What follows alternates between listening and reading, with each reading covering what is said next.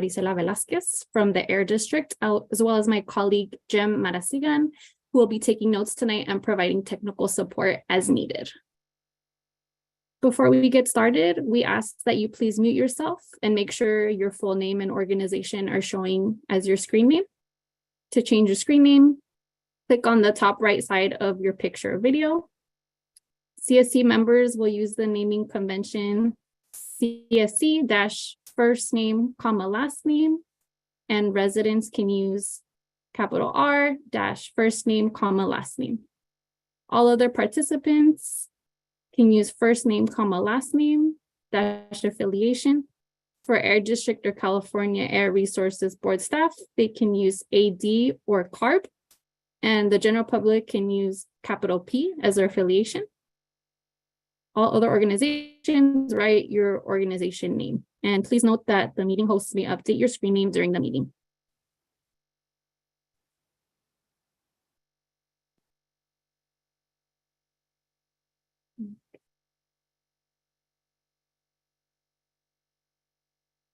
For this virtual meeting, we ask that you please stay on mute unless you're speaking or planning to speak. Please use *6 if participating by phone. Raise your Zoom hand to ask a question during a presentation question and answer session. You can use *9 if participating by phone. And residents in the stipend program should stay for at least 75% of the meeting to be eligible for a stipend. And I would like to remind you all that that is 90 minutes of a 2-hour meeting. As you know, Jem, Amy, and I are available to help with technical support and to keep track of the action items throughout the meeting. Please don't hesitate to reach out to our team with any questions via the chat. I'm excited to share that we're also joined by our co-host Bianca Santoyo tonight, who I'd like to give special thanks to for volunteering as chapter's co-host this evening. We continue to encourage anyone who would like to volunteer as co-host for a CSC meeting to let us know so we can support you and make that happen. As a reminder, our co-hosts decide the level of participation and facilitation that they will have during the meeting. We at Harder & Co. and the Air District will work closely with you to ensure that the co-host feels prepared during the meeting. Bianca, if you feel comfortable doing so, I'd like to pass the mic over to you in case you have a few words you'd like to share. I wanted to give thanks to the district and the facilitating team to making this process easier for the community. I know that it's been a lot of frustrations back and forth, but I think we are finally seeing something coming out, especially for the green barriers, that today actually we went with one of the community members that she's actually in the meeting right now and with the company. So the facilitation between like what industry to community, it's been an uphill battle, but I think we are finally in a good semi terms that we're going to see some changes that we've been requesting, and also seeing progress from the Air District in seeing who they've reached out, or how can community members have the interaction with the industry in regards to the green barriers, green vegetation. So that is something that I'm very happy about, that we are finally having some changes in that program, because it's something new. I see it firsthand because Shafter was one of the first years community, and being part of another community that has the same project. So it's a learning curve that we have. It's a brand new program. So hopefully we could mend a lot of the frustration that we've been having from the community to the district and to industry. Thank you. Thank you so much, Bianca, for your comments, and once again for co-hosting with us today. We so appreciate your feedback and your participation. And thank you all for taking the time out of your busy schedules to be here today. We value your ongoing commitment and your engagement in this process. And it is really because of you that your community will be able to develop and implement new strategies to monitor air quality and help reduce health impacts in your community.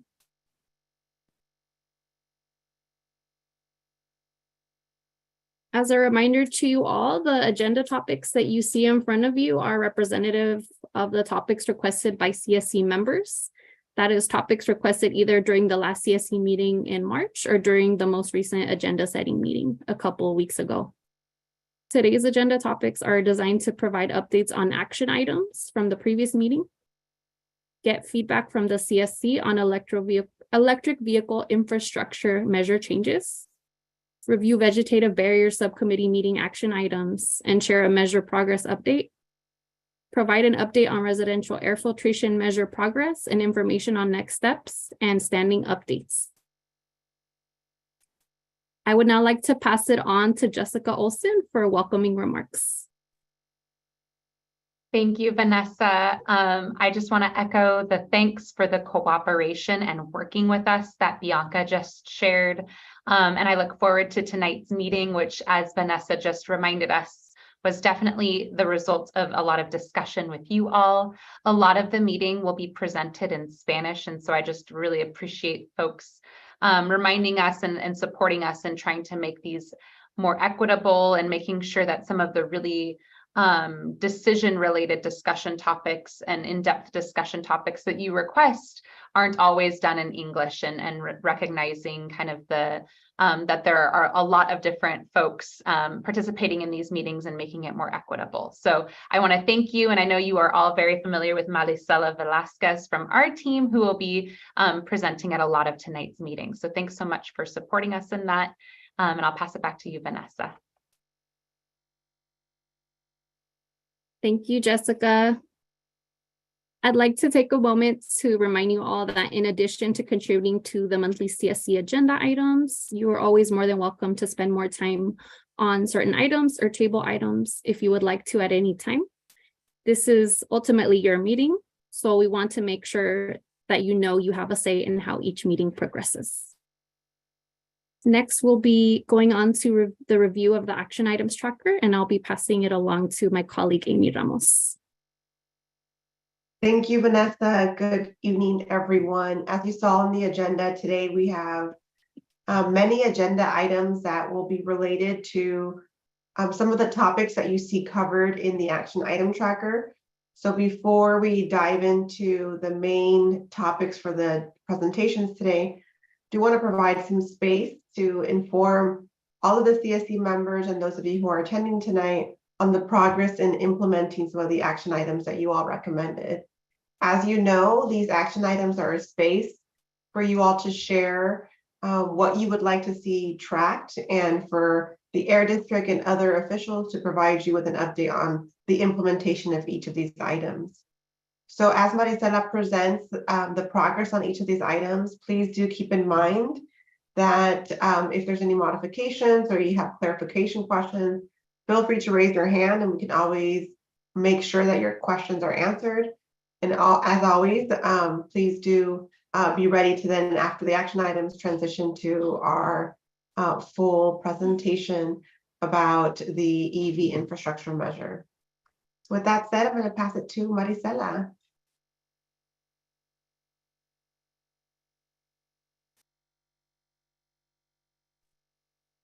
Hola, muy buenas tardes a todos. Vamos a comenzar entonces a hablar acerca un poquito de los artículos de acción y voy a mostrar mi pantalla para que así puedan ver todos juntos esta presentación, estos artículos. Un momento. Okay, parece que sí lo pueden ver. Si están en la página comunitaria de estas comunidades de AB617, esta es la página principal. Va a buscar su comunidad, en este viene siendo la comunidad de Shafter. Vamos a imprimir o oprimir el botón de Community Page. Ahí va a encontrar esta página y este es el artículo o la opción que va a querer seleccionar para ver esos artículos en acción. Y vamos a empezar a hablar un poco de ellos. Y como mencionó Amy, la doctora Ramos, que si gustan, tienen alguna pregunta, por favor de levantar la mano o hacer las preguntas a través del chat o simplemente hacer las preguntas. ¿Todos pueden ver esta diapositiva en la página? Sí, perfecto. Vamos a pasar por la primera.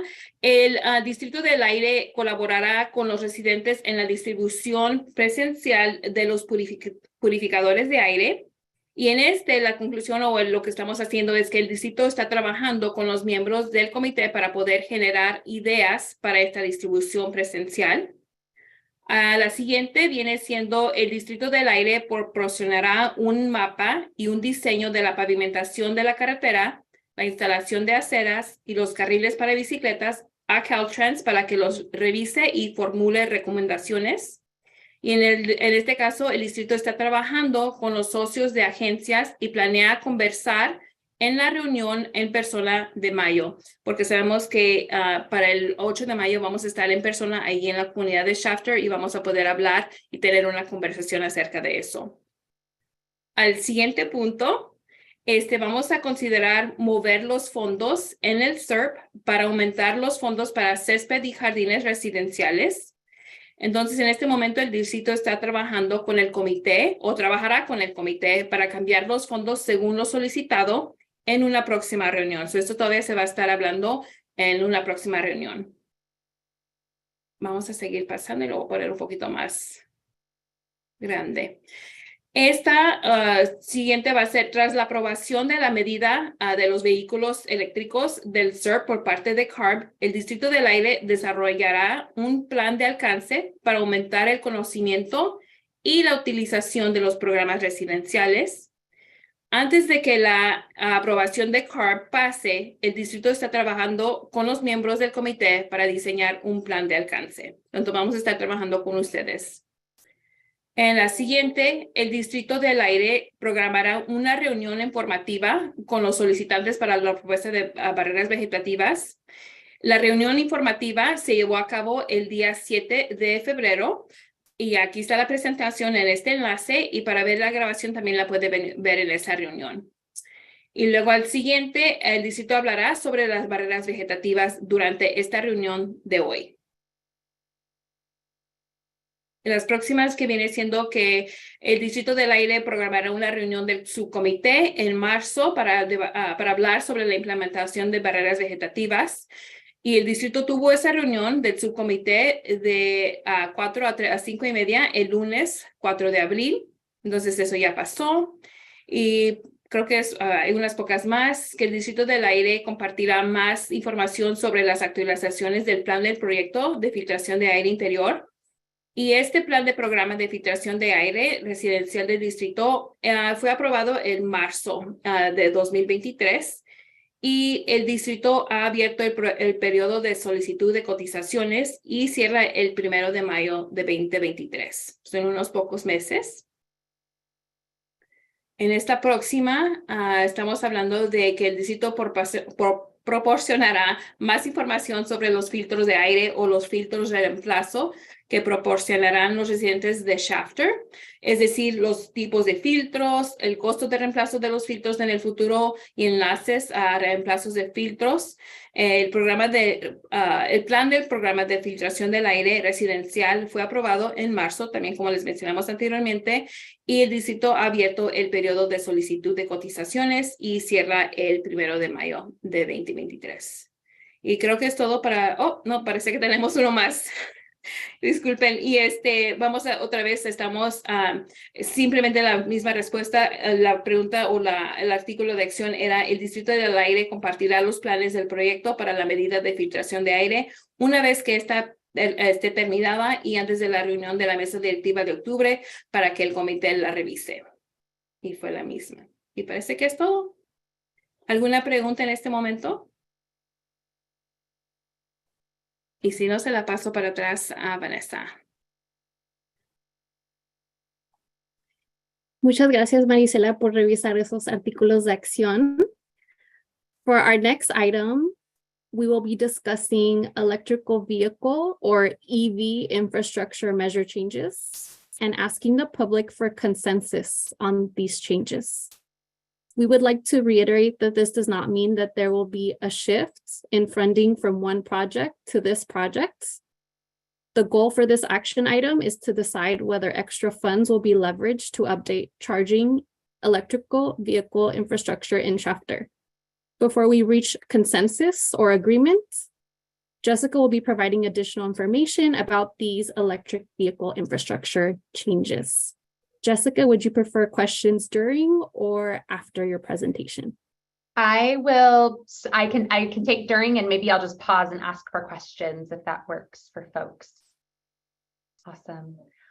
Well, good evening. Once again, thank you all for being here. I'm going to share my screen, and what we will be reviewing today is actually a review of what we talked about in February. But we knew that we didn't want it, because it was the first time folks were hearing about it, we didn't want folks to have to come to an agreement that night. So we're just coming back with just a shorter version of that discussion that we had. So I'm about to share my screen. And can folks see that? Thank you. And Vanessa and Dr. Ramos, if folks put something in the chat, I'm happy to have you pause and read it out loud for me to address. I'm happy to take chat questions as well. So I wanted to start, first of all, with a reminder of what electric vehicle or EV charging infrastructure looks like. And I'm going to hone in on a couple of details. So the first is that, of course, EV charging infrastructure is a place to plug in, and in this case, for any resident, anyone of the public, to plug in their electric vehicle. So as we just talked about at the May meetings, or the May meeting, we're going to hopefully talk about replacement of vehicles so folks can get electric vehicles, but that of course needs to be combined with places to charge those vehicles. And so there's two different charging levels essentially that are funded by our program. One is called level 2. So that means the thing to mainly think about if you're installing it or you want to know the electrical details, that's right here.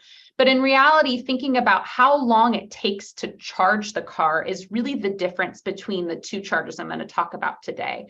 And that also means that the cost is a little bit different. But essentially, a level 2 charger is a charger that maybe you plug in for several hours to fully get a full vehicle charge, meaning instead of plugging in almost as close to filling up your gas, you might have to park somewhere for a few hours to make sure you have a complete charge on your vehicle. Level 3 chargers are sometimes called DC fast chargers.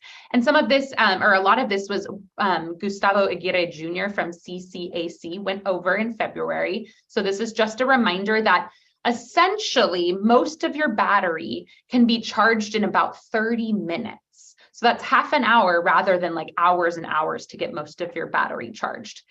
Because of that, it tends to be more expensive to install, but it also means within several hours, multiple different people can benefit from using that charger. And so a lot of folks in communities are looking to install level 3 chargers. But as you can see, they're much more expensive. And so installing them just requires more funding. And so what we talked about at the last meeting was a reminder of our CERP commitment. This is our February meeting. We have a good amount of funding in the CERP for chargers. We have started to fund, and we can talk about this. We want to talk about this in more detail in May, where some of the level 2 chargers are going to be installed. Again, those are the ones that take a little longer, or definitely a lot longer.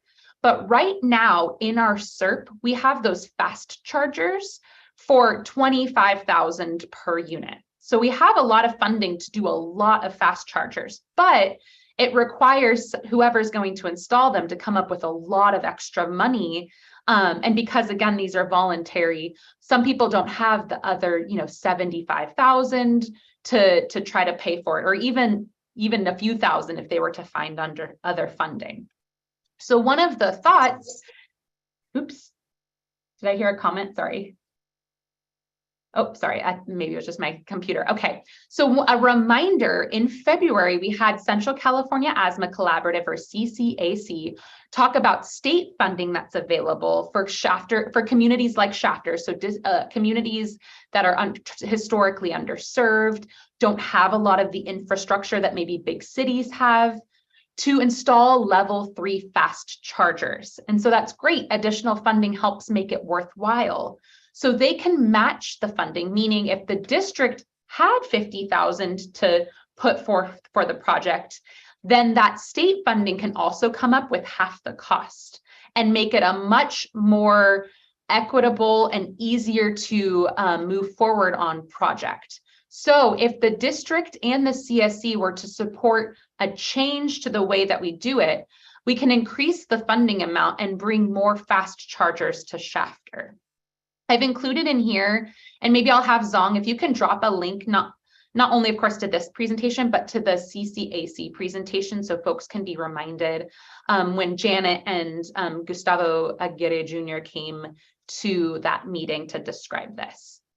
So what we wanted to ask you all today, we got pretty good feedback at that meeting, but we didn't officially kind of make, come to an agreement, was really just this proposed change to increase the funding amount for level 3 chargers.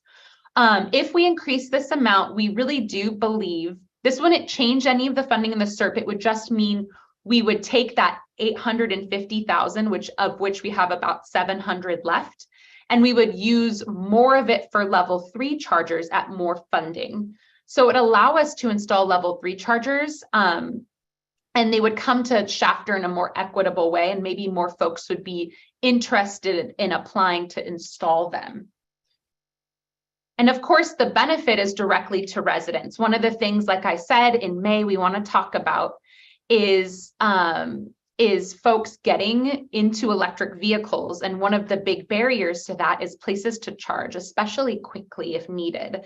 The idea here would that they could be installed in like a parking lot where maybe you frequent, like a grocery store or a community area, a community center, or a main kind of plaza within the center of town. All of those would be ideal places to locate these. And if we could support the funding that's coming from the state that isn't in your SERP, we could be able to get these a lot faster into Shafter. So I'll pause right there. I do see some chat things. I think it might just be supporting stuff happening. Jessica, you do have a question from Michelle. So she's asking, if a person uses the EV charger, do they have to pay to charge their vehicle? Great question. I generally, yes. I believe that I don't know if even CCAC has a better answer for kind of how their program works. But we would definitely look to make sure we partnered with folks to make it affordable for community members. But generally, there is some small cost. The idea generally is that it's still cheaper than paying for gas. So that is the hope. But I can make sure we get kind of those questions answered. And then just as a reminder, this is already a SERP measure. We're just hoping to make it come faster to the community.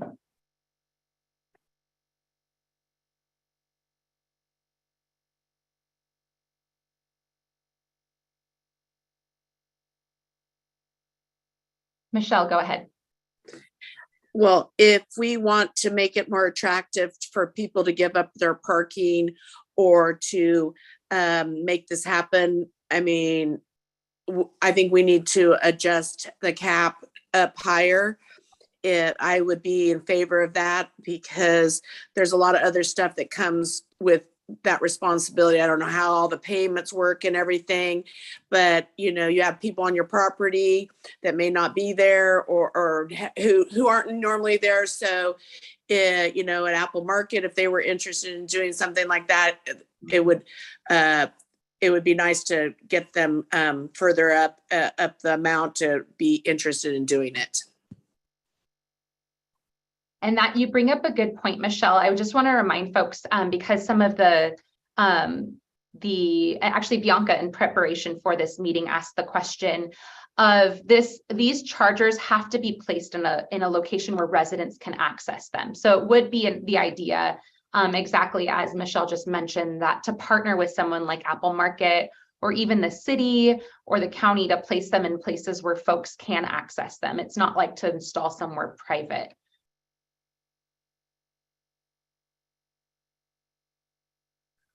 So really at this point, Vanessa, we're really just, if there are questions either of myself, I do see, oh, hi, Gustavo. I was going to say, I do see also our CCAC folks on the call too, if there's questions about their part of the commitment as like a reminder. Go ahead, Gustavo. Yeah, a question. So let's say, I think Apple Market was mentioned. what's the process of Apple Market or a church, any place that will say, yes, I'm willing to install the charger here, and I will be providing the electricity.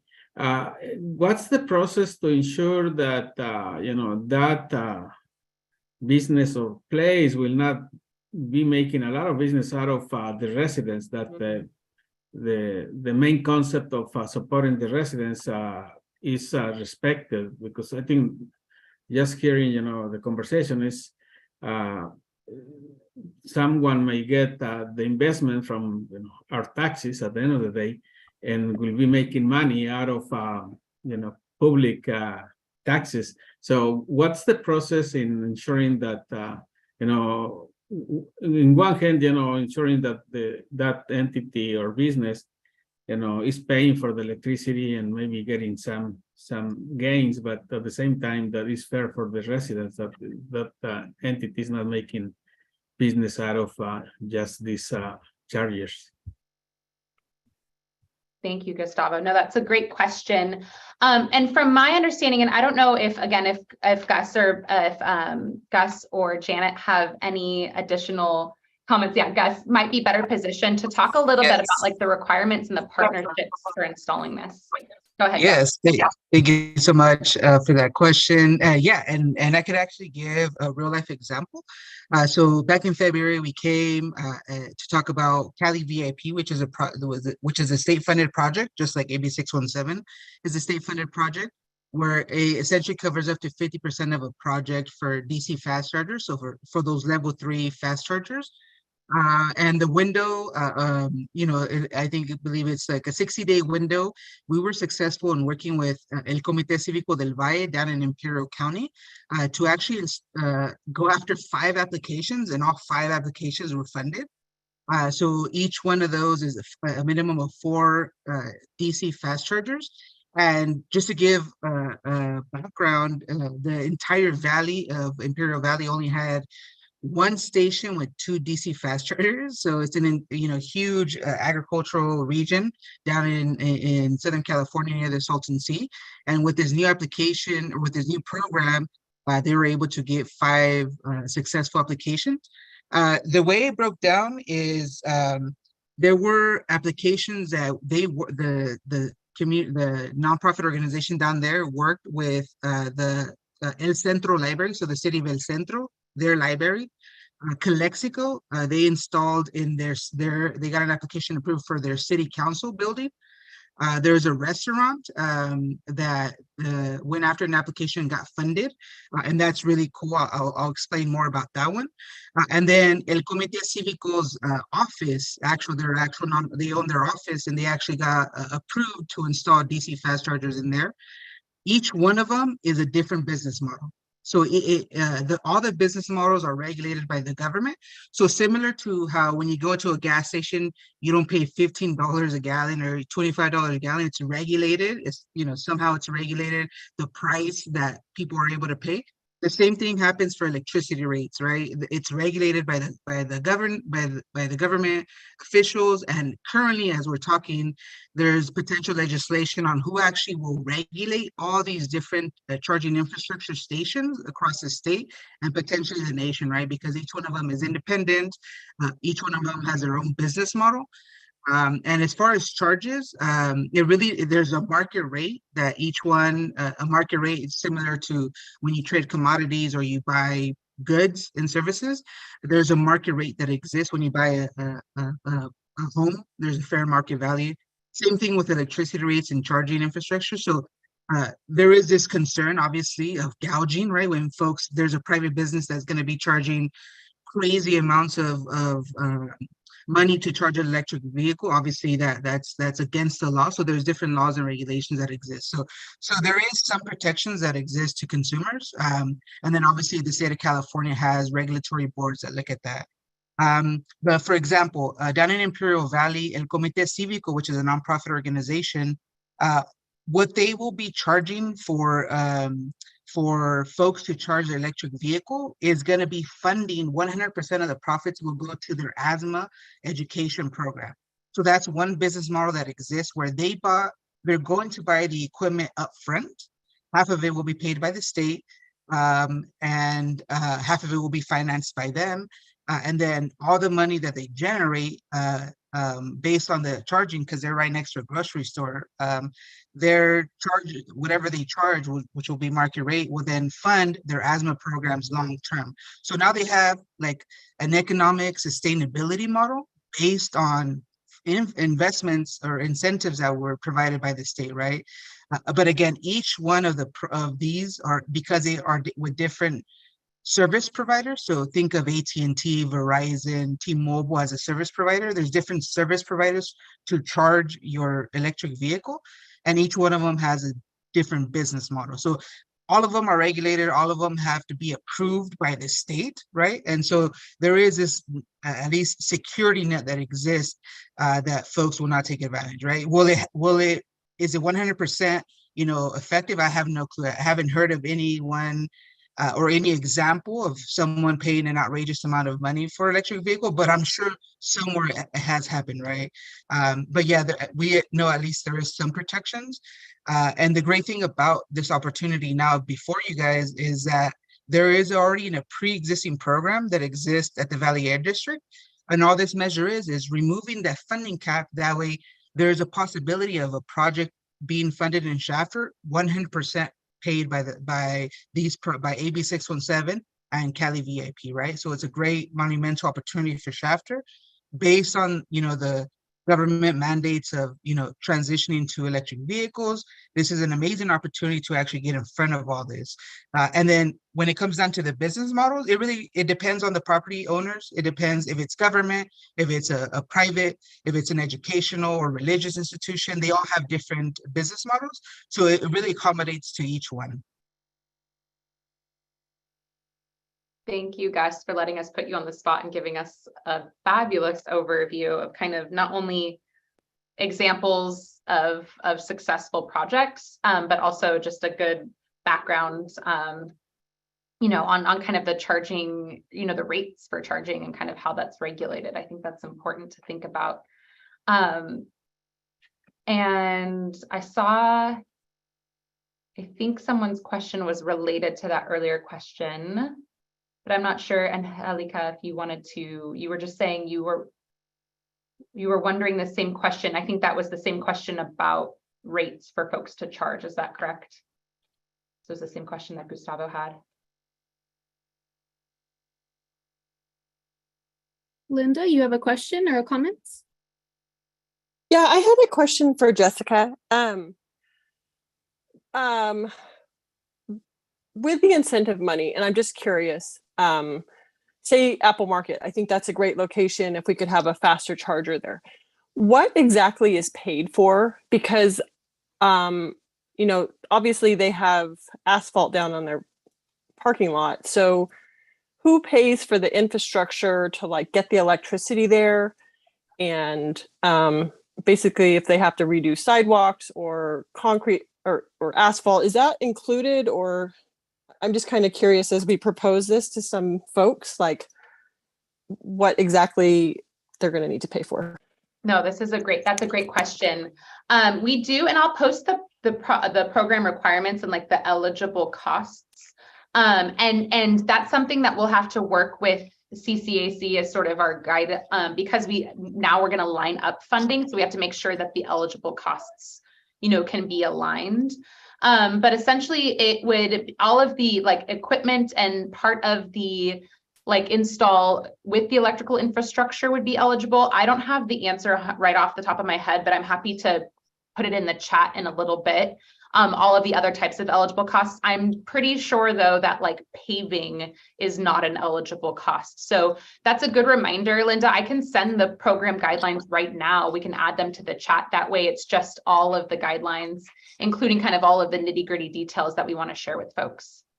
And then how do we make sure, if this is a faster charger, as you were saying, I don't know what, I've heard the word supercharger. I really don't know much about this.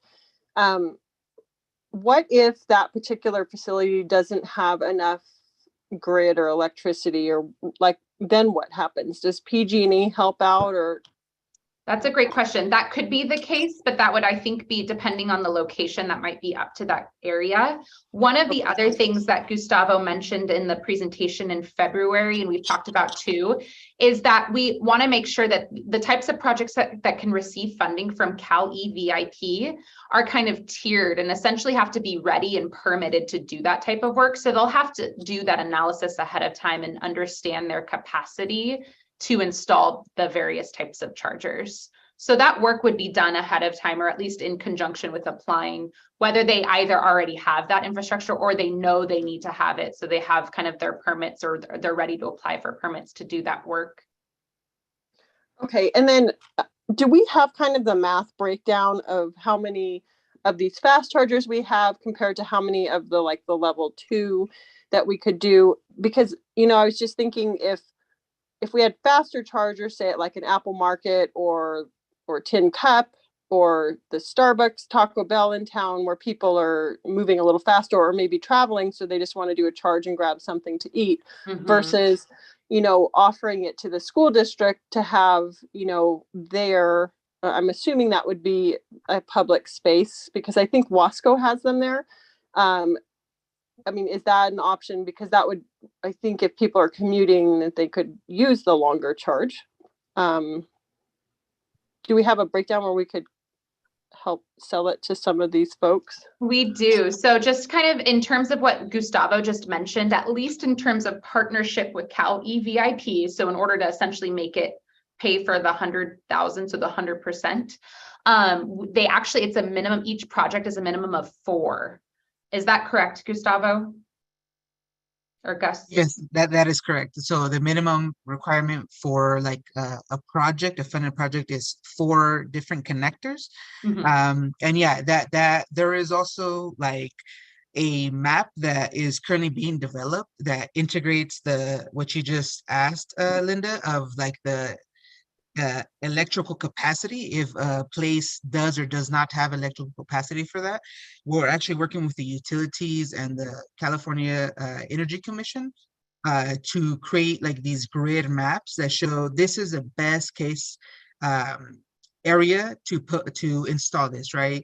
And again, this project really emphasizes equity in the way it rolls out. So it's ignoring San Francisco, downtown LA, and it's really looking at regions that historically don't have these kinds of investments, like the first time, you know, programs like this roll out. So it's the 2 kind of overlaying zones that this project focuses on are DACs, which are disadvantaged communities, which you guys are all experts in, and then also it looks at the federal poverty guidelines of a minimum of 300%, right? And so it overlays these 2 layers of information. One is the income, and then another one is the disadvantaged communities layer, and then it gives us best case scenarios, right? And so we could use that map, and we would love to show you all this map at a future meeting, or print out information and send it over to you all about, you know, based on this data, this is the best case scenario. And we always know these modeling toolkits and mapping toolkits always miss the target. But if we use that as an information to start and then ground truth it to say, hey, actually this is a great location, or this spot totally misses a marker, then, you know, it could guide us into saying, hey, utilities, they have funded programs that actually connect places with electrical capacity, and they have different funding programs for that.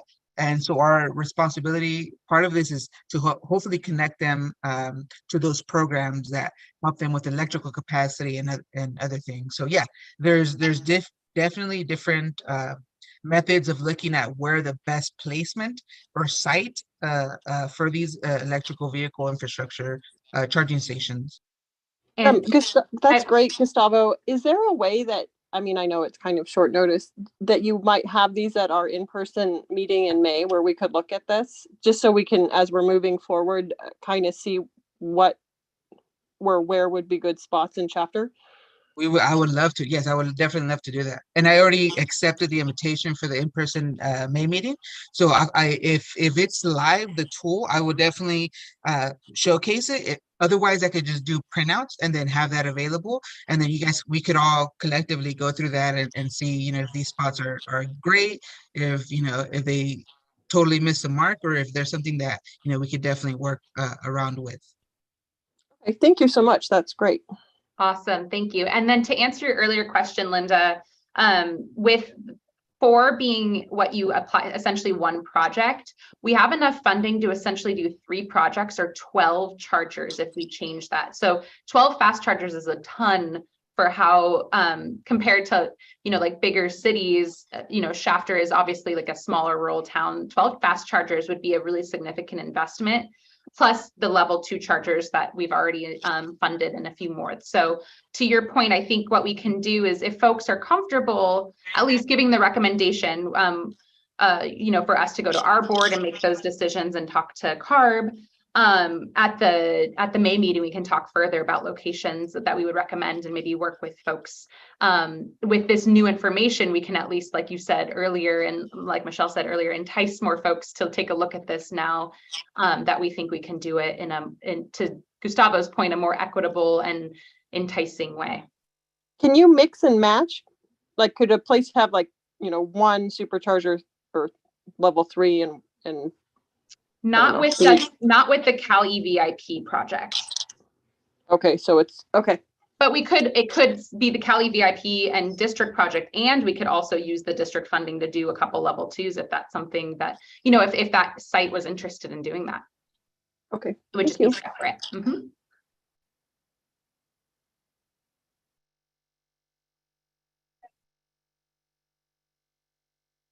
Awesome. I see lots of folks from my team and from Gustavo and Janet have posted some of the guidelines and information that folks asked about, which please feel free to share with folks, and you can just let them know, even though it's not official, if we're all in agreement, at least to move forward with the recommendation to the district, you can let them know that we hope that in the future, it's an even better program for Shafter soon with more funding available.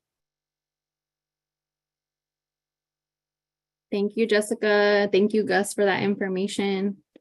Does anyone have any comments or questions that they need answered before reaching consensus tonight? I know that was a lot of information, so we want to make sure that everyone is on the same page and has the same information.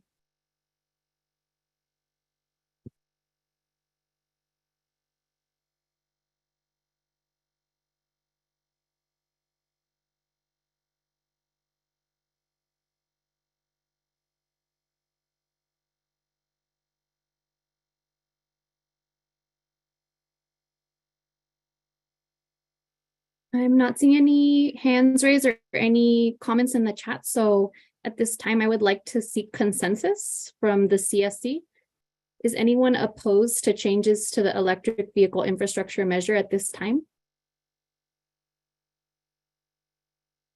Please raise your hand or feel free to comment in the chat if you prefer.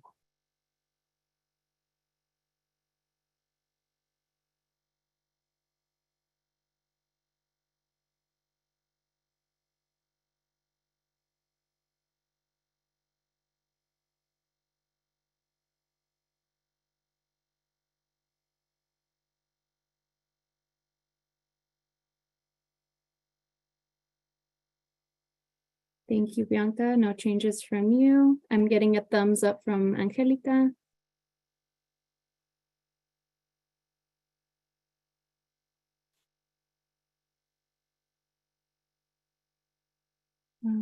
Okay, I'm not seeing any additional.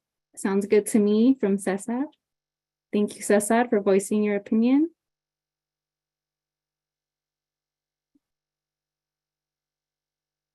Okay. I got a thumbs up from Gustavo, thumbs up from Michelle. Thank you both. I'm not seeing any comments that would lead me to believe that there's any opposition on this measure. So it appears that we have consensus of this measure change and we can move on to the next agenda item. So I will go ahead and pass it on to my colleague, Amy Ramos. Thank you, Vanessa, and congratulations, everyone, on reaching consensus. So next, we are going to talk about the Vegetative Barrier Subcommittee meeting update. As you all know, we're anxious to hear about how the vegetative barriers implementation is going. In this next session, we do encourage folks to listen for understanding and listen for clarification, and of course, ask any questions that you may have. We would love for you to make sure you raise your hand and or comment in the chat so that we can get to everyone's questions. Based on the conversation last time, we do anticipate having a lively discussion about vegetative barriers. As we transition to the presentation, I'm going to pass it over to Mari, who is going to share her screen to provide an update. Before I do that, I want to make sure that we make space for Bianca. Bianca wanted to see if you wanted to provide any context or any overview before we move to Mari's presentation. I had a presentation ready made, but I had some technical issues. As soon as I get it fixed, I'll send it over so it could be distributed to the community. But I did wanted to add that as we were having the conversation with like the company Wonderful, we appreciate the time that they've invested in trying to have an open conversation with the community members, and it shows how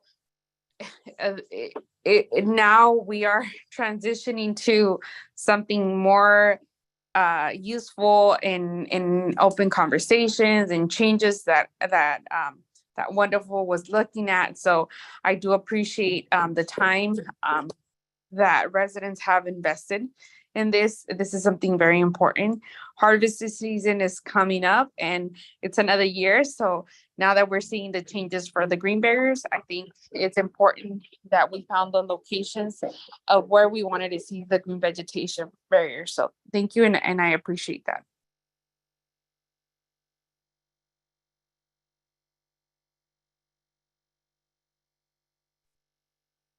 Thank you, Bianca, and thank you for your collaboration. With that in mind, we will have Maricela get us started. And again, please encourage folks to listen for understanding and ask questions for clarification as we move forward. Hola otra vez, de nuevo muy buenas tardes, soy Maricela del Distrito del Aire y estoy aquí para dar la presentación que también se le había dado ya también con una reunión del subcomité de las barreras vegetativas, y en este momento voy a mostrar la presentación que vamos a dar por hoy. Y vamos a dar inicio entonces. Como habíamos mencionado, esta es la actualización para las barreras vegetativas en Shafter. Y creo que estoy teniendo problemas técnicos. Aquí está. El historial de las barreras vegetativas. El comité desarrolló esta medida de barreras vegetativas con el objetivo de encontrar voluntarios, ¿verdad? Porque no habían ningún fondo asignado en este proyecto. En el febrero de 2020, el CERP de Shafter fue aprobado por la agencia la Junta de Recursos del Aire, incluyendo la medida de barreras vegetativas. Y luego, en julio de 2022, el comité votó para reasignar $1 millón para financiar estas barreras vegetativas. Y luego siguió con la mesa directiva del distrito aprobando esta reasignación de fondos en enero de 2023. Y luego en ese momento fue cuando se pudo abrir la solicitud de propuestas en ese mismo mes. La siguiente.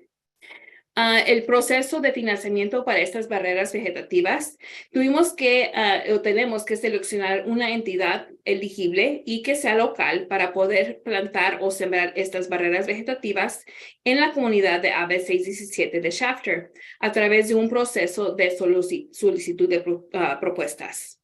Se requiere que una solicitud de propuesta, y se significa una RFP por sus siglas en inglés, para que garantice que el distrito y el comité puedan evaluar la capacidad de esta agencia o la organización para poder plantar estas barreras vegetativas basado en la necesidad de la comunidad. Esos son algunos de los ejemplos de barreras vegetativas y sabemos que varios de ustedes, miembros de esta subcomité, nos pudieron mostrar y enviar fotos de unas barreras vegetativas que ya están en lugar, ¿verdad? Que ya están existiendo en estos momentos y que son posibles ideas. Y ya también sabemos, tuvimos una gran conversación acerca también de esta tercera foto que viene siendo las que le dicen oleander en inglés o las hojas de laurel en español. Y estas son algunas de las posibles ejemplos de estas barreras vegetativas. ¿Cómo sería un proyecto de barreras vegetativas en Shafter? Se va a asignar, otra vez como les hablamos, $1 millón. Están en el SERP para esta medida. ¿Qué tipos de plantas podemos incluir en este proyecto? Esto incluye árboles, arbustos, matas o una combinación de estos. En este momento no hemos seleccionado uno, simplemente estamos todavía hablando de los diferentes tipos que puedan haber y ver cuál es el mejor para cada comunidad o cada área. ¿Cuál es el beneficio de esto? Los beneficios incluyen la reducción a la exposición a las emisiones, o va a reducir esa exposición a las emisiones y de las concentraciones de contaminantes en la dirección del viento. Entonces es un gran beneficio para todos que están viviendo acerca de o alrededor de esta área. Las ubicaciones, después de la conversación que tuvimos con el subcomité, ellos han identificado 2 áreas principales de preocupación. Después de que hablamos con ellos, pudimos, con los miembros del subcomité, ellos nos hablaron y nos dijeron, oh, mira, vamos a ver estas áreas o queremos mover, teníamos el social pinpoint que le dicen, una herramienta, y ellos nos dijeron, oh, el árbol está aquí, pero vamos a moverlo a esta área. Entonces, ya después de tener esas conversaciones con varios de los miembros, pudieron decir que estas 2 comunidades o de esas 2 áreas que están aquí a lo largo de los campos que rodean el vecindario de la colonia, y el nuevo viene siendo a lo largo de Poplar Avenue entre La Tulare y Burbank. ¿Es posible tener más de una ubicación para un proyecto de barreras vegetativas? La respuesta es sí. Vamos a seguir al siguiente. ¿Dónde hemos apoyado dónde ha apoyado proyectos el comité? Y como les mencioné, el comité ha identificado 2 diferentes áreas. Esta es la nueva que mostramos esta vez, que es a lo largo de la calle Poplar, entre la Tulare, que viene, la Tulare está acá arriba, y la Burbank que está aquí. Entonces, entre esta área, nos han enseñado de que esto es lo que estamos viendo, que son áreas que necesitan una barrera vegetativa. Y la otra es alrededor de la colonia mexicana, y que están aquí. Esto es lo que tengo aquí acerca de esto. El proceso del programa para barreras vegetativas es que ya, como se mencionó, ya abrimos la solicitud de propuestas y es lo que estamos ahorita en este momento esperando estas propuestas. Se extendió una fecha límite porque no recibimos ninguna en ese momento hasta el día 10 de abril, que viene siendo hoy. Ya después de que se reciba esta solicitud completa, el distrito va a poder revisar la solicitud y va a buscar el apoyo del comité. Y luego, después de eso, el contrato de la oferta para el solicitante seleccionado se va a hacer. Y luego ya en ese momento, después de tener ese contrato con el solicitante, vamos a poder instalar las barreras vegetativas en la comunidad. Un poco más acerca de las barreras vegetativas. Los sitios que están sugeridos están destinados a guiar a los que están solicitando, ¿verdad?, poder hacer este proceso y ayudar a guiar el proceso de alcance. La financiación de estos incentivos es para alentar la instalación de estas barreras vegetativas y la participación es completamente voluntario. Las ubicaciones finales de las barreras vegetativas se determinan en coordinación con el distrito, con el comité y la entidad seleccionada por el proceso de solicitud de propuestas. Y esto es lo que tengo, parece que fue muy rápido, pero ya hablemos con el comité o el subcomité parece que la semana pasada y pudimos, como les dije, después de hablar con ellos, nos dieron buenas sugerencias y pudimos hacer unos cambios y esto es lo que nos han presentado en este momento. Podemos tomar algún comentario o preguntas. Hey, Marcela, can you provide information on how many applicants there are and the process of selecting participants within the application process? This is Jessica. I can talk a little bit about that. Thank you. Oh, I saw it was a chat comment. So thank you for that great question. It's technically had just closed. And if we have been in the process of working with a few folks who are interested. So I don't know at this exact moment if they were able to get it in because we just had the subcommittee meeting. So we might extend a little bit longer to allow more folks. So as of right now, I don't know that we have any, but in terms of applicant selection process, we would like to, once we have full proposals, it could reconvene the subcommittee and have the applicant present those proposals to the CSC and look to the CSC for support for that selection. That's how we've done it in the other two communities, and it was successful in making sure there was community support for the applicant.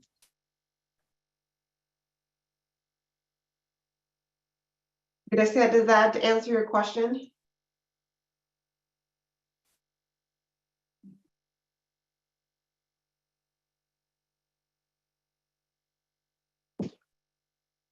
Thank you, Jessica, for providing that clarity, and Mari for that presentation. At this time, we'd like to open it up for other questions from CSC members, from the public.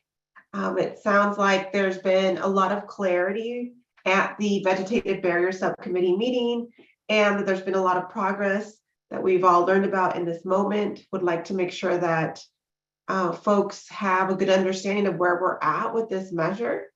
So before we move forward to the next agenda item, want to make sure that we address everyone's questions or concerns. Bianca, please go ahead. I had a question in regards, were you able, I didn't get the piece where Marisela was mentioning about Poplar and Riverside. Were you guys able to reach the farmer that owns that piece of land, or any initial conversation of who the landowner might be, that to open the to do the conversation about the green barriers? Right. Yes. So that area, as Bianca mentioned, and as Marisela pointed out, was sort of an area that was really focused on during the meeting. My understanding is we're conducting outreach to them, which is why I think we'll maybe reopen for a little bit longer in case there's more interested folks. I will acknowledge, I did just find out, I was making sure, because like I said, it just closed a few minutes ago. We did actually get one applicant, and we have already talked, you have already met a lot of them, that the wonderful company did apply. I know you've all been working to work with them, or they've been attending our meetings. So I do know that's what we have so far. But obviously, given the ask that Bianca mentioned, and that was asked of us last week, we wanted to do more direct outreach to kind of those other areas folks mentioned, just to see if we can get multiple projects if needed.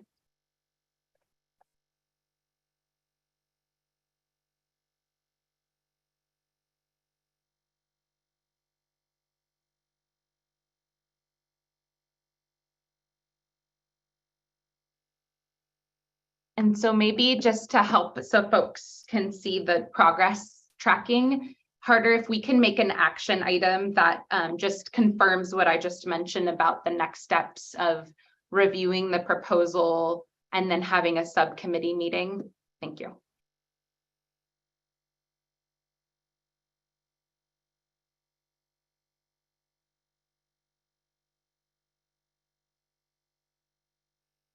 Great. Well, I'm not seeing any more questions from the committee or from the public at this time.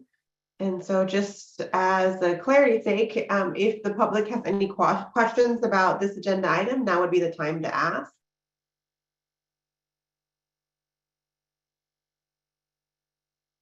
So as things come up for you, please feel free to put your comments in the chat or your questions.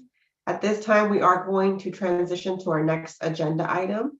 So I'll pass it to my colleague, Vanessa, to walk us through the next agenda item. Thank you, Amy. Many thanks to everyone for all of your engagement up until this point. We'll be spending the next 15 minutes or so discussing an update on residential air filtration. measure progress and next steps. And Jessica will be providing a presentation on that. Jessica, would you prefer questions during or after your presentation? This will be verbal. When we added it to the, well, so I'll just say questions throughout, Vanessa, if that's okay. And when we added it to the agenda during the agenda setting meeting, since then, and you saw it in Maricela's update, so I'm happy to bring them up just so there's like a translated next step and action. But during the action item tracker review, you saw some progress that we've made. And so I'll also drop in the chat for folks that prefer to kind of read it. And I'm also happy to Linda's point to make sure we kind of have a little digest of, we're dropping a lot in the chat for you tonight. So we'll send a little digest out after the meeting of all of the things we're talking about, including the update that I have for you right now. So as we've discussed, we just wanted to let you know kind of next steps for the residential air filtration measure. So we did officially get approval from our governing board to move forward with the $1 million that you all shifted into the measure. And so with that $1 million approval, which is very exciting, and we definitely want to thank folks that came and commented and were a part of that meeting to move that forward. We have already opened what's called an RFQ. And so that was mentioned in our action items earlier today. What that means is we are going out to make sure we have the most cost-effective or affordable, but still meets all of the requirements that you all gave us in terms of finding units to give out to folks. So we did get feedback about the price of filters you all shared with us. So that's one of the things we're making sure when folks apply to when companies apply to be the program distributor, that they let us know the cost of those filters. And we are going to rank and score them based on kind of what that cost is and make sure that it's affordable for folks. So I want to thank you all for that feedback. We also heard feedback just about from you all and from other communities about the size of the device and the accessibility of using the device. And so we've made sure that that was something that we took into account. We also wanted to make sure that accessibility, not only of price, but where to find the replacement filters is something. So that's all of the information that we will be receiving. And then the district will then select the best distributor. So it might be the same filters that you have now, but it's more likely that it could be a different type of filter. The idea though is that it still meets all of the requirements that that CARB has in making sure that it's effective in reducing exposure to wood smoke or any other types of emissions in your home. So what we want to do in the meantime, and we're not soliciting big ideas right now, although if folks have it, we do have a little bit of time, is just let you know that in preparation over the coming months, we want to start working with you all to let you know and to let residents know ahead of time that we will be opening up the program. Right now, for Shafter residents, that original program is a valley-wide program that was separate from 617. We are planning for this program, to answer the question that just came in, to be this is a new program, and anyone in the Shafter area who applies is eligible. Meaning if you already got it from a different program, as of right now, there's nothing that we wrote in the project plan that would prevent a household from just applying to the 617 program. So to directly answer your question, Cesar, that folks can get just a new one and not have to trade anything in. Sorry, that was a question that just came from Cesar. I'll read it out loud. Would residents be able to trade in current filters if there are more accessible ones? And what I was just mentioning is that we would just add and give folks new filters. So they would, if folks already got them, they could potentially have a new one. It's just because it's a separate program completely. So what we're looking forward to, and this was sort of an update, but then a preview over the next few months as we finalize who we would be, or how who would be the distributor, meaning what types of filters we use, we're going to start letting you all know about ramping up outreach campaigns, and we'll start working with you all on how to best reach out to Shafter residents. As we talked about in the past, there are a lot more funds dedicated just to Shafter residents. So our goal and the goal you gave us was to reach everyone and anyone and as many people as possible. So we'll work with you all on that. And we just wanted to make sure you knew that we were moving forward pretty quickly. And again, the goal is before, that smoky part, unfortunately, of the summer that we tend to get with wildfire season. Are there any general questions on the program? Yes, we're definitely, Bianca said, thank you for the information. We are going to be able to reach more folks. We definitely agree. Just for Shafter alone, just for this program alone, we're hoping to target close to 5,000 units. And so in the past, that other program, we only did 1,200. So not even a fraction of that, really, the entire valley. So it is a lot, and hopefully everyone can get one. Go ahead, Bianca. I don't know if after the Air District reaches out to buying so many units, can the company give a discount or any coupons? I'm thinking of for if residents would want to replace their filters later on, just like a little incentive to apply and give them a motivation. Like, hey, I'm just wondering if the Air District is having those conversations. Being a large amount of units, maybe having some type of incentive so they could apply for the programs. Great question. We are we did make sure that they knew that we're hoping to distribute 5,000 for Shafter, 5,000 for Fresno, and 5,000 for Stockton, at least at this point. And since that's the case, we are expecting them to make them much more affordable because of that. And so that's part of the application. They're going to have to prove to us that they are affordable. But to your point, we'll make sure to work with folks on other things that they can do, not only to make the units affordable, but the filters themselves. But that is a big part of the criteria, is how affordable are you making these while still being really good units. We want to make sure, of course, that they're not, that they work. And we've gotten good feedback on the ones that we have used, minus some of the filter accessibility.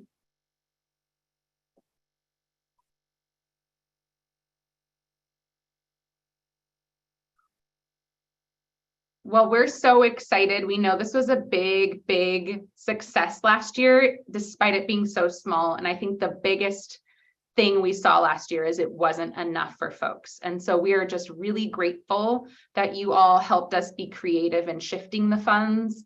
I know a few of you were there, but I wanted you to know that the governing board commented that they appreciated that the CSC was open to shifting funds and being flexible and working with the Air District to have that flexibility. And so we just want to kind of keep an item probably on every agenda just to give you a quick update on this, since this measure is kind of coming up quickly here. Thank you, Jessica, for that residential air filtration update. I'm wondering if there's the AD plans on hosting any public events for the distribution of air filters. Thank you for mentioning that. That is one of the things we put on here, or that we've been talking about. We do plan, and we don't have them planned yet because we don't know what those air filters look like, and we don't have feedback from the distributor on exact timing. But we will, within probably at our next meeting, because we'll be in person, maybe it'll be a good time to, maybe one of the tables we just did this in another community where we specifically have one-on-one conversations with you all and where a good place to host these types of events could be. We've already hosted in-person events with you all to distribute other types of things like lawnmowers, so we can use that as a model. But it won't be until after we get the feedback from the distributors, so it won't be until like May or June by the time we're ready for things like that. But I do want to acknowledge that that is a goal as well. Great, thank you, Jessica. Does anyone from the CSC have any questions or comments that they would like to share at this time? about the residential air filtration update.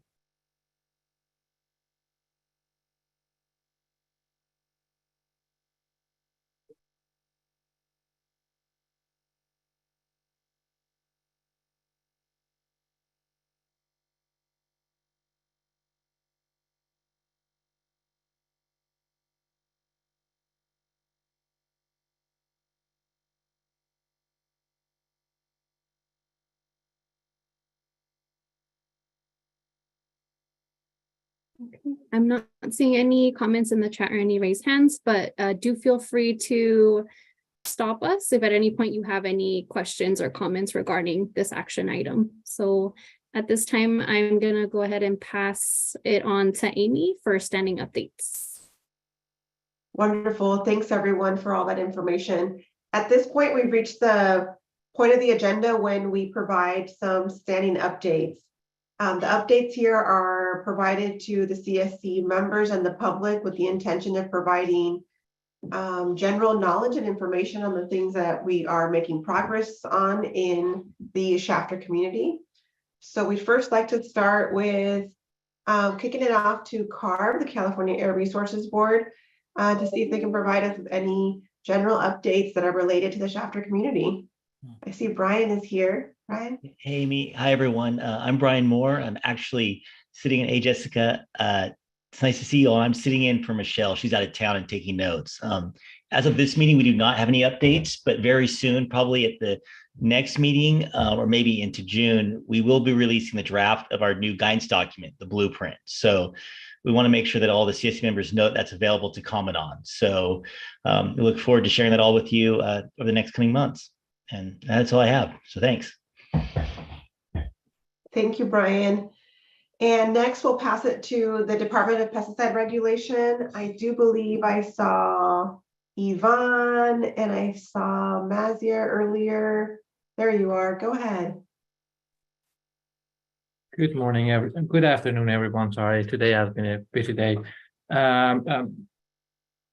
What we talked before in previous meetings, at the moment we don't have any other update, but I'm here to hear any comment, any feedback from the community, and if there's any question that I could answer.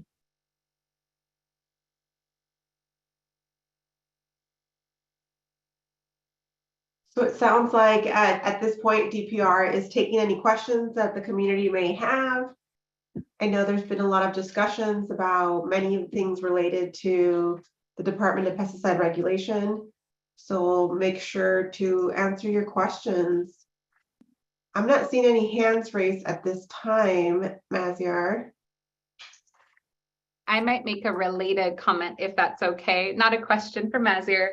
I will let you all know that as promised, and you saw this 2 meetings ago, we have offered to invite the Shafter community to the pesticide subcommittee in Arvin Lamont whenever the update is less specific to Arvin. So our very last meeting was very, very Arvin specific.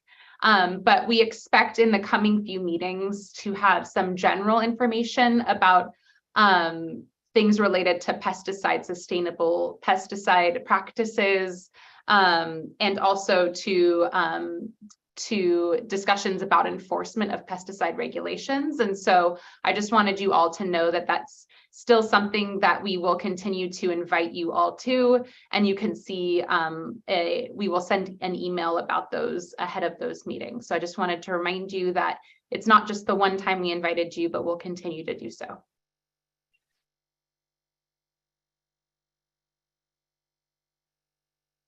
And while you have the floor, Jessica, any other general updates from the district that you'd like to share at this time?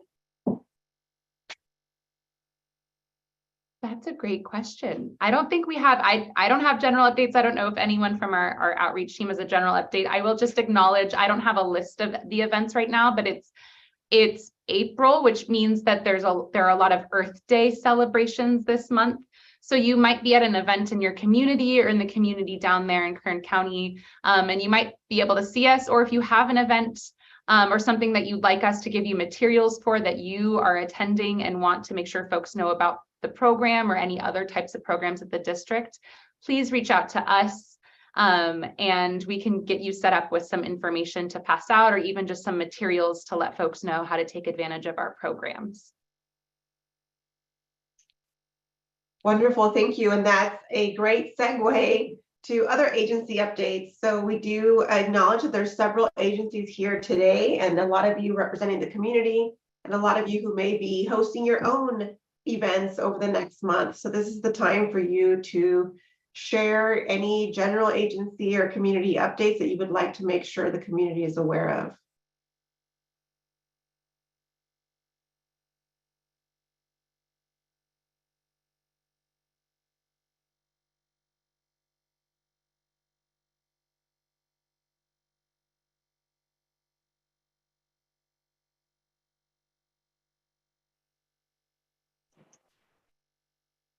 All right, not seeing any general updates from folks. I will strongly encourage you to take advantage of all those outreach materials, as I got to visit Stockton last week and really love all the Air District swag and all of the outreach materials that you all have and provide to the community. So please do make sure you reach out to the Air District's team to get some of that those materials for your events that you'll be hosting in the community. All right, so we're going to start to wrap up the meeting, and I'm going to pass it to Vanessa to help wrap us up and to talk about some of the logistics for the next meeting that we will be hosting in person. I see Michelle and Angie have already posted comments in the chat about the next meeting. So Vanessa will walk us through some of those things. Thanks, Amy, and thank you to all of you for engaging in today's meaningful topics that help address your community's concerns around air quality. As we're approaching the end of our meeting, I just wanted to take a moment to share a few key updates regarding the next couple of meetings. So our next agenda setting meeting will take place on Monday, April 17th at 4 p.m. and that will be via Zoom. As always, we encourage all members of the CSC to attend if they're able to, and welcome your additional suggestions on how to improve the accessibility of agenda setting meetings, whether you can attend these meetings or not. And you can let us know by raising your hand to speak or via the chat, or you can also reach out to the Air Districts or to our team directly at Harder & Company using the contact information that you see on the slide. As for our next CSC meeting, as you all know, it will be in person, and it's going to take place at the Shafter Ford Theater on Monday, May 8th at 5 p.m. So it will be at the same time. There will not be a Zoom option for this meeting. And we really look forward to seeing you all, meeting you in person and sharing space with you. I'm not sure if it's happened before. I don't think it has, but this will be my first time seeing you all. And so I can definitely say on behalf of our team that we're really looking forward to it. And now we'll take a moment to, before I go on to the action items for today, does anyone have any questions or comments?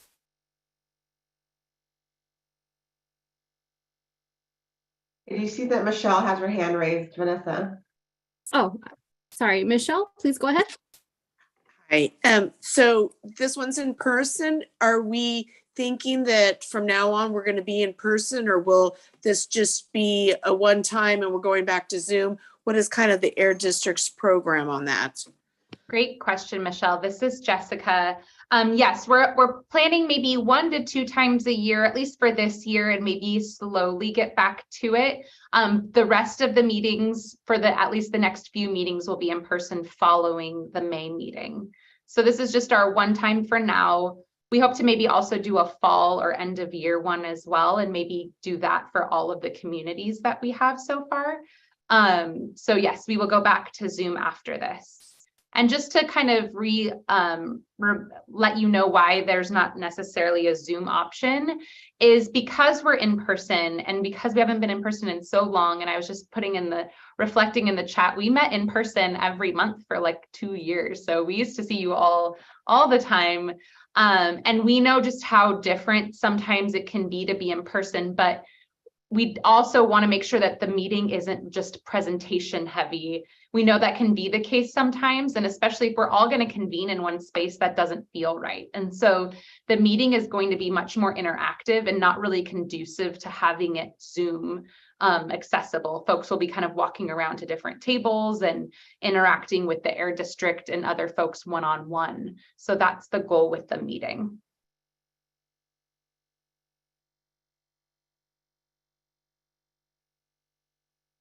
Thank you, Jessica. Thank you, Michelle. Does anyone have any other questions or comments before we move on to the review of the action items?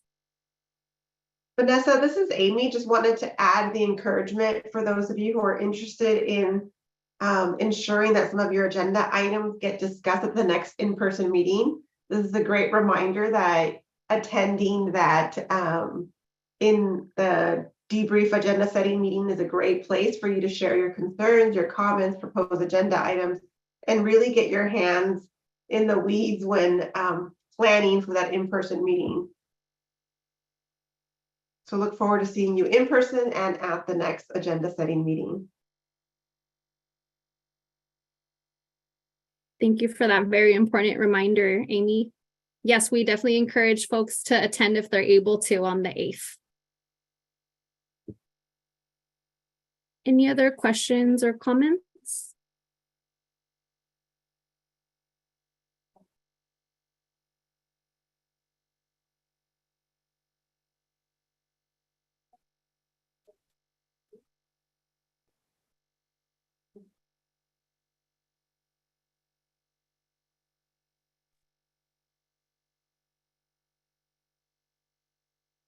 Más juntas en persona. I think that's Annabelle's comment. Muchas gracias, Annabelle, por su comentario.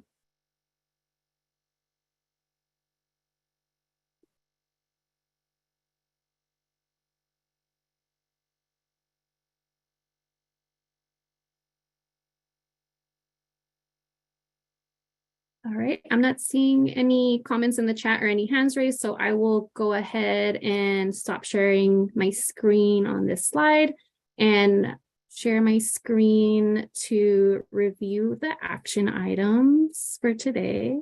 Just give me 1 second.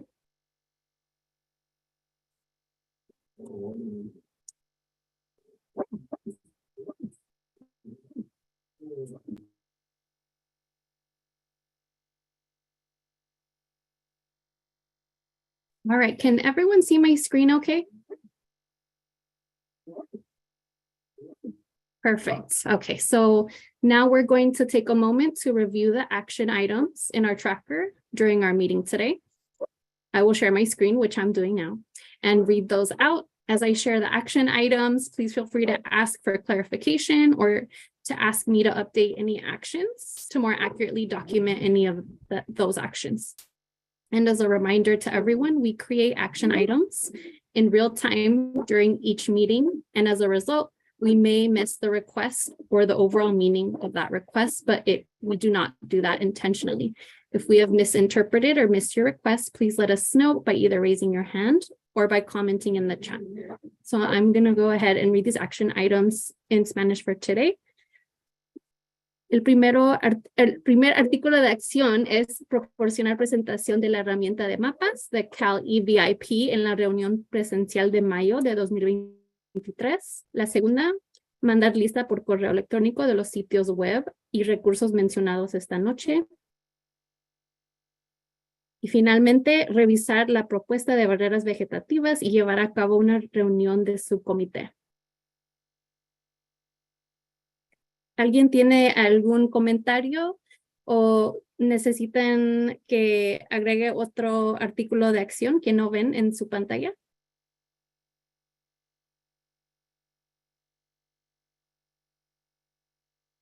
Any questions or comments, additions to the current action items?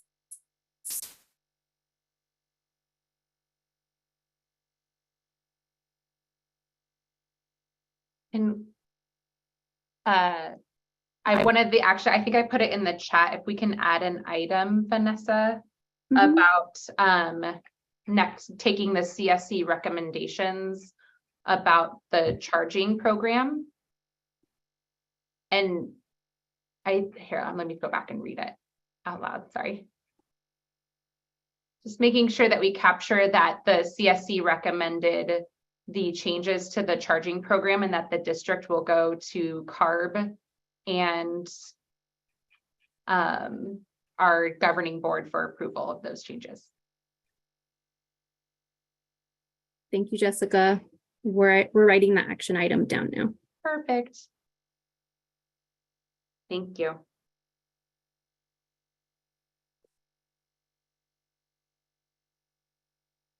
Oh, and I see Janet Herrera's comment. Can you put CCAC for the responsible entity for number 1? Yes, we definitely will do that. Thank you, Janet.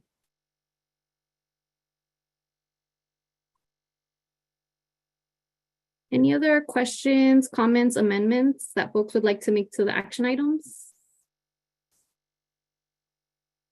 Go ahead, Bianca. I don't have anything for the agenda, but I do have just a comment for the air district. I don't know if you see Maria Trujillo.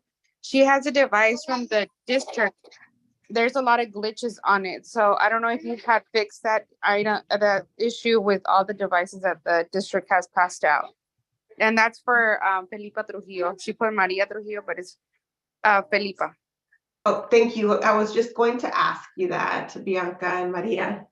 Thank you. And yes, I was going to say, I think Fermin had similar issues, and Cesar sounds like is agreeing. We would like to, and we are planning to work with you all for the in-person, since we won't use our laptops, use that as an opportunity to grab the devices. We have to work with our IT, like our technical folks at the district, to get those updated and then get them back to you all. So yes, we definitely want to work with you all on that. And thank you for reminding us, Bianca. We do have other folks in other communities that we're doing the same thing with.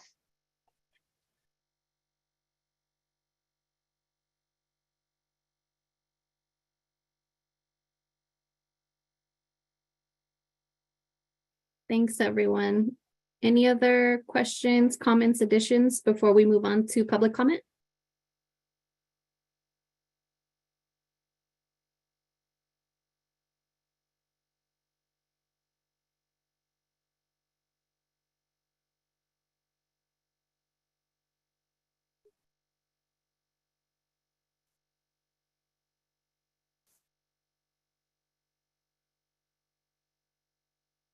All right, I'm not seeing any raised hands or any comments in the chat, so I am going to pass it on to Amy for public comment.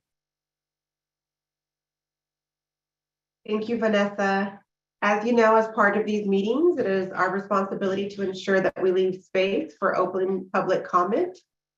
We do live stream these meetings, and so we also look for folks to be commenting on the YouTube channel. At this time, I'm not seeing any comments or questions from our YouTube channel that is live. Wondering if any folks from the public right now have any comments, questions, or concerns, or anything that you would like to bring to the table. Yes, Peter, go ahead. Hi, Peter. Hey, hi, everyone. Yeah, I wanted to just make a quick announcement of our survey and just reintroducing myself. But yeah, thank you to Hardy and Company and Air District for giving us time to make an announcement. But yeah, you've probably seen the Air District send out our survey a few weeks ago, and we just wanted to make another announcement for folks who have not gotten a chance to take a look at that or fill it out yet, to fill it out if you have time. But yeah, the survey is part of our continuing research to assess AB617 implementation across all the community steering committees, across the 17 communities in AB617. And so, yeah, we greatly appreciate if you're able to take some time to fill it out. It should take only 10 to 15 minutes at most. So we appreciate all your feedback. And to express our appreciation of your time, we're also offering a raffle. So you have a chance to win one of 5 gift cards for resident members. The deadline to complete it is April 19th, but we'll probably extend it to give folks some more time to complete it. And yeah, you can also, if you have any questions or concerns, you can feel free to contact Dr. Jonathan London, who's advising the study and me. I also put down in the chat the survey links as well as our contact information, but the Air District will also send out a reminder email with the links. So yeah, thank you so much for your time and appreciate any feedback. Yeah, I'll drop all the info in the chat. Thank you.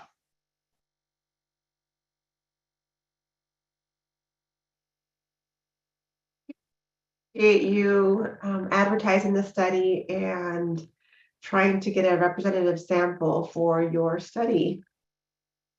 At this time, we're not seeing any comments on our live streaming platforms, nor are we seeing any hands raised or folks calling in who have any questions. As you can see here, Peter has provided the link on the chat and it will be sent via email.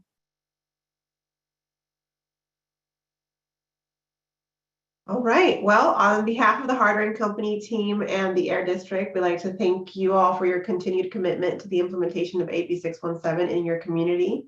We are elated to be meeting you all in person, to be in the same space together. We look forward to seeing you all at the agenda setting debrief meeting so that we can plan ahead for our in-person activities. Almost feels like a festivity to be able to get to meet you all in person at this time. This concludes today's meeting. I think this is a historic meeting. We are done at 6:33. Really appreciate it. Any other comments from folks? I see Jessica has come off mute. I was just going to say, I'm so excited also for the in-person meeting and that I can't wait to see you all. And I hope everyone has a lovely evening. Thank you. And thanks to Bianca again for tonight's meeting and helping us prepare.